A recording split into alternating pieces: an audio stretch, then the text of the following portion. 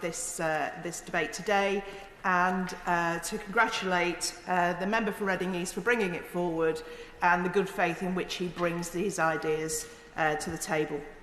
Balancing childcare with work can be challenging for many parents and guardians across the country, and so it is right that the government does all it can to help mitigate these challenges and support working families with the cost of childcare.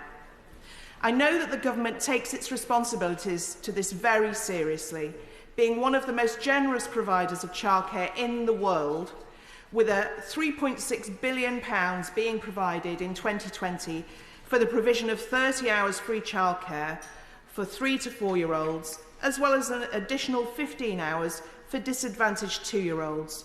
And really, what a better example is there of truly acting on levelling up? From the Bell Foundry to Barrow in Loughborough, this is a very important aspect of childcare and child support, and really encouraging people to take advantage of what is already on offer and already in place is something I would like to put forward today. Also, my colleague's intervention, the member for North West Durham, was also very important in explaining that this is already available to us, and to really use perhaps today to promote what is available and really encourage our constituents that can already take advantage of this to do so. In addition to the statutory entitlement for 3 to 4-year-olds of 570 hours of free childcare per year, some children may also qualify for a further 570 hours of funded childcare.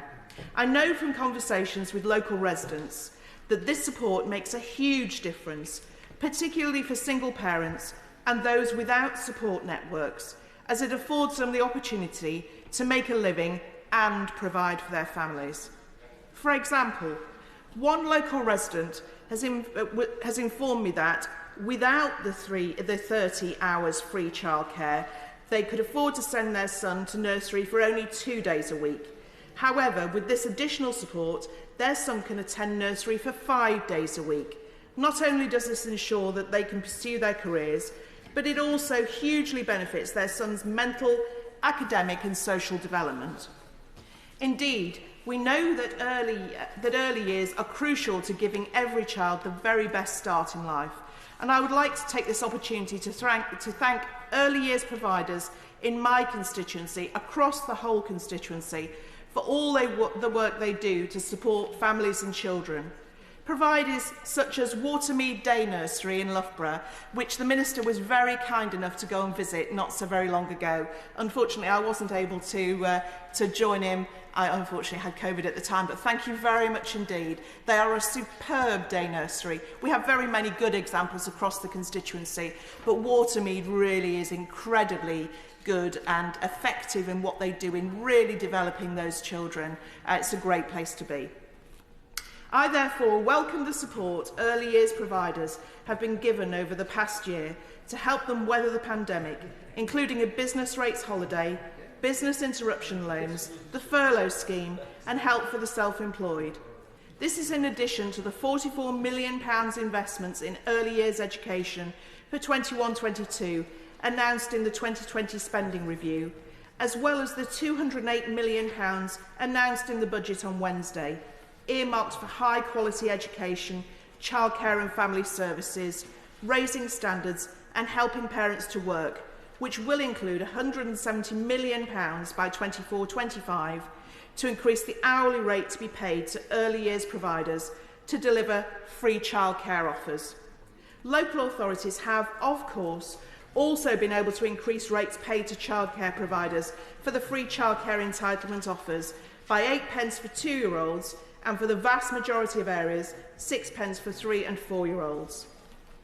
While this bill seeks to make further provision designed to increase efficiency in the administration of free childcare schemes and about the promotion of the availability of free childcare, including to disadvantaged groups, it lacks any real substance. For instance, its description of what a review of free childcare schemes should include is too broad, in my opinion, and does not identify any supposed problem areas. It also does not set out what such a review would look like or what it would seek to achieve. Launching such a wide-ranging review without clear aims is not necessarily a good time of use or resources. Furthermore, the government is already taking action to ensure that families, and in particular vulnerable low-income families, have access to information, advice and guidance about the support available to them through the establishment of family hubs. And I particularly congratulate the member for Congleton and the member for South Northamptonshire, who've done a huge amount of work, a huge amount of work in this area.